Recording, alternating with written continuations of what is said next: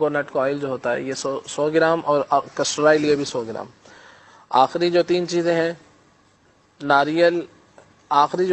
ہیں ناریل بلکہ بادام کا تیل عرض کیا، بادام کا تیل اور کسٹر آئل یہ 100 گرام. کوکونٹ شاید میرے منہ سے نکلا تھا، تو بادام کا تیل اور کسٹر آئل یہ آپ نے 100 گرام لینا ہے، اور ناریل اور انڈے کا تیل یہ آپ نے نیم اور ناریل اور انڈے کا تیل یہ آپ اس کے اندر جو ہے 50 گرام شامل کر لیں.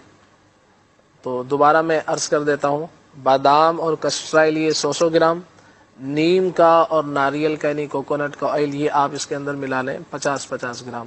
آخری جو چیز ہے وہ بیضہ مرغ سے کہتے ہیں، انڈے کا تیل بھی کہتے ہیں، یہ اس کی مقدار مزید کم کر دیں تو بہتر ہے کہ یہ تقریباً 20 گرام اس کے اندر شامل کر لیں، اور یہ پانچوں کا آپ مکس کر کے رکھ لیں، اور رات کو جو ہے بالوں میں اس کو اچھی طرح سے مساج کریں تو انشاءاللہ عز و جل بالوں کا جھڑنا اور اس کی جو خشکی ہے اور بال وغیرہ جو کمزور ہوتے ہیں انشاءاللہ مضبوط ہو جائیں گے. اب یہ اس میں کچھ اور نہیں ڈالنا، کوئی جڑی بوٹی وغیرہ جیسے ریٹھا ڈالتے ہیں، بال چٹ ڈالتے ہیں، یہ بھی ڈالنا ہے اس میں، یا بس یہی جو آپ نے بتایا یہی ہے؟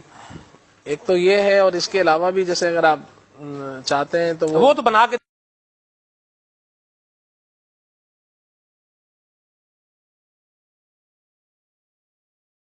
دکھائیں گے، اگر کچھ ہے بیچ میں ڈال کے بنانے والا بھی ہے تو وہ تو بنا کر دکھانا چاہیے ناظرین. کمیلا پاؤڈر ہوتا ہے، وہ چاہیں تو اس کے اندر 10 گرام ملا لیں.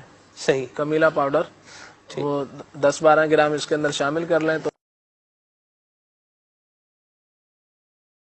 اس کا جو فائدہ ہے وہ بڑھ جائے. سکڑی میں بھی خشکی میں بھی فائدہ دے گا. جی کمیلا پاؤڈر جو ہے وہ آپ شامل کر سکتے ہیں. ٹھیک ہے. ایک آئل اسپیشل جو ہے نا یہ بنانا